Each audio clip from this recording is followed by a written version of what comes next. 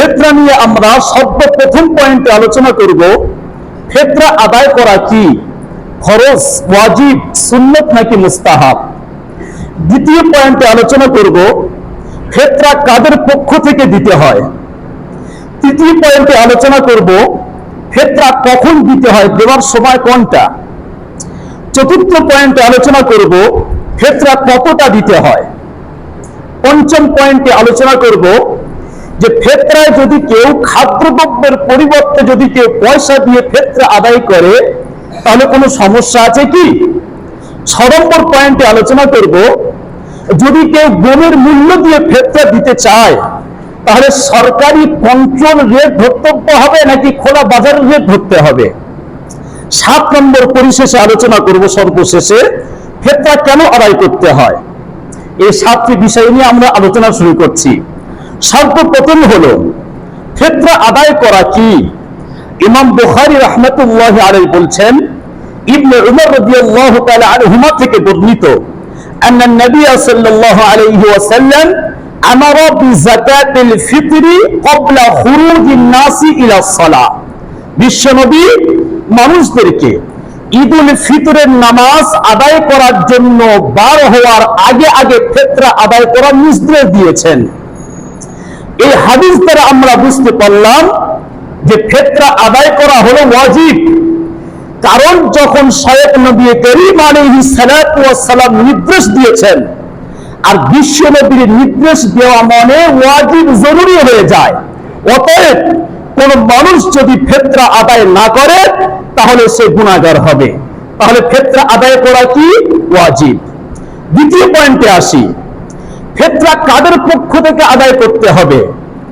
যারা সাহিবে নেশাব মানুষ, তার মানে সামর্থ্যবান মানুষ, তারা নিজেদের পক্ষ থেকে ফিতরা আদায় করবে আর নিজেদের নাবালক বাচ্চাদের পক্ষ থেকে ফিতরা আদায় করবে। সাবালক বাচ্চাদের পক্ষ থেকে ফিতরা আদায় করা বাপের উপরে জরুরি নয়। যদি কোনো বাপ সাবালক বাচ্চাদের পক্ষ থেকে ফিতরা আদায় করে দেয় এটা বাপের একটা ইহসান। এটাও মনে রাখবেন, অনেক ভাইরা জিজ্ঞেস করে যদি কোনো মহিলার পেটে বাচ্চা থাকে তো পেটের বাচ্চার পক্ষ থেকে কি ফিতরা আদায় করতে হবে। মনে রাখবেন, কোন মহিলার পেটে বাচ্চা থাকলে বাচ্চার পক্ষ থেকে ফিতরা আদায় করতে হবে না, কারণ সে এখন দুনিয়াতে আসেনি। এটাও মনে রাখবেন, কোন মানুষ যদি ঈদুল ফিতরের দিন সুবহ সাদিকের আগে আগে যদি কেউ ইন্তেকাল করে তার পক্ষ থেকে ফিতরা আদায় করতে হবে না।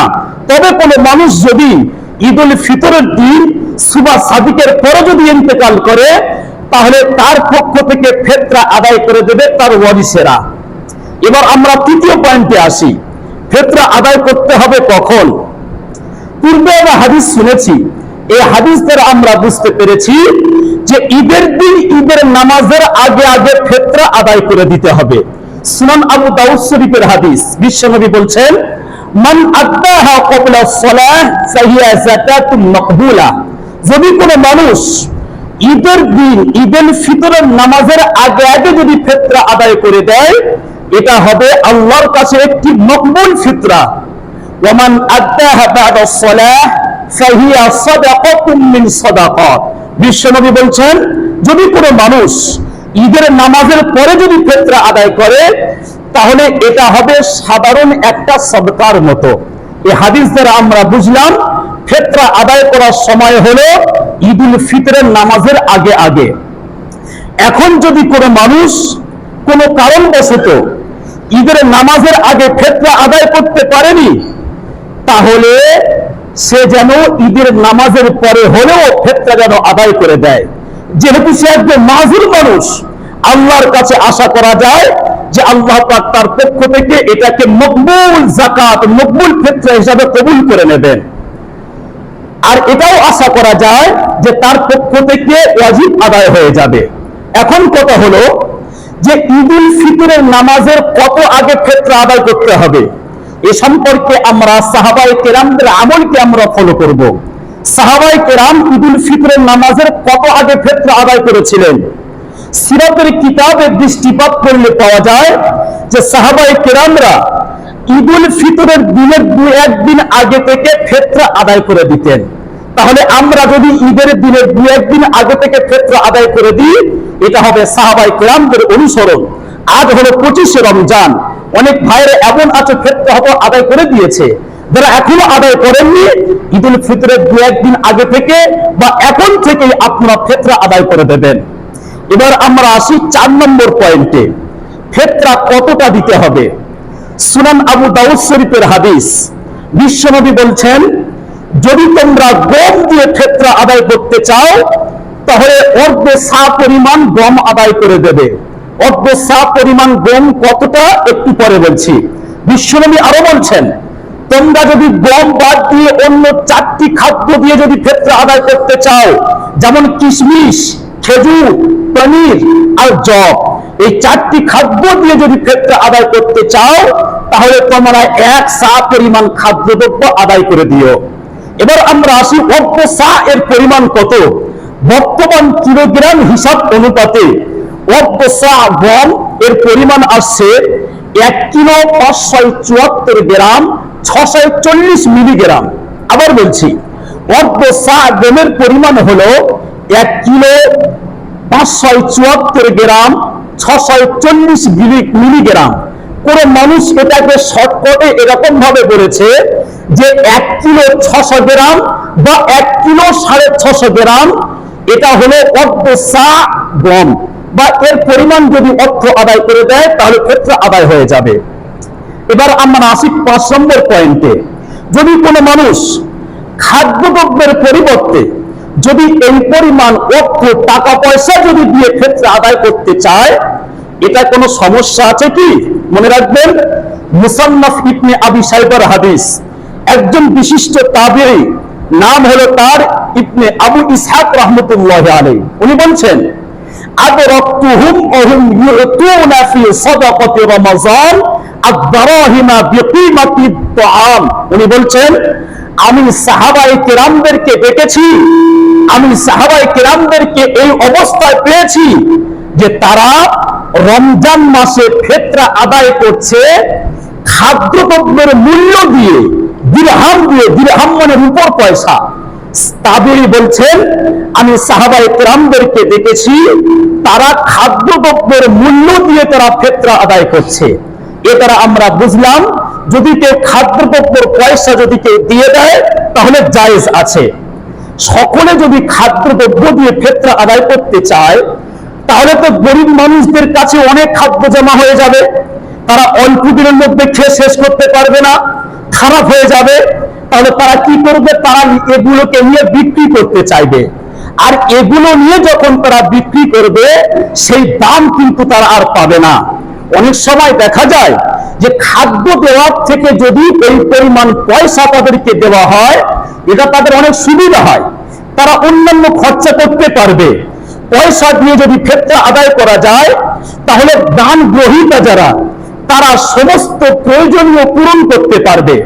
একজন মানুষ তার জীবন ধারণের জন্য শুধু যে খাদ্যের প্রয়োজন এটা নয়, তার চিকিৎসার প্রয়োজন আছে, তার জামা কাপড়ের প্রয়োজন আছে, তার বাসস্থানের প্রয়োজন আছে, তার বস্তুর প্রয়োজন আছে। তাহলে এই সমস্ত প্রয়োজন তার সামনে রেখে লক্ষ্য করে যদি কোনো মানুষ পয়সা দিয়ে ফিতরা আদায় করে তাহলে এটা তার জন্য সুবিধা হবে। এবার আমরা আসি 6 নম্বর পয়েন্টে, যদি কোনো মানুষ গমের মূল্য দিয়ে যদি কেউ ফিতরা আদায় করতে চায় তাহলে সরকারি কন্ট্রোল রেট ধর্তব্য হবে নাকি খোলা বাজার হিসাবে অর্ধ সা পরিমাণ গমের মূল্য যেটা সেটা আদায় করতে হবে? এ সম্পর্কে ফতোয়ার কিতাবে খুব সুন্দরভাবে লেখা আছে। ফতোয়া রহিমিয়া 5 নম্বর খণ্ডে 171 নম্বর পৃষ্ঠার মসলা লেখা আছে, যদি কোনো মানুষ গমের অর্থ দিয়ে যদি কেউ ফিতরা আদায় করতে চায় তাহলে সরকারি কন্ট্রোল রেট ধর্তব্য হবে না। কারণ একজন গরিব মানুষ ওই পয়সা দিয়ে খোলা বাজার থেকে সে অর্থ পরিমাণ গম কিনতে পারবে না। যদি কেউ অর্থ দিতে চায় তাহলে খোলা বাজার মূল্য হিসাবে অর্ধ সা পরিমাণ গমের মূল্য যেটা সেটা তাকে আদায় করতে হবে। এবার আমরা আসি 7 নম্বর পয়েন্টে। 7 নম্বর পয়েন্টে হলো যে ফিতরা আদায় করতে হয় কেন।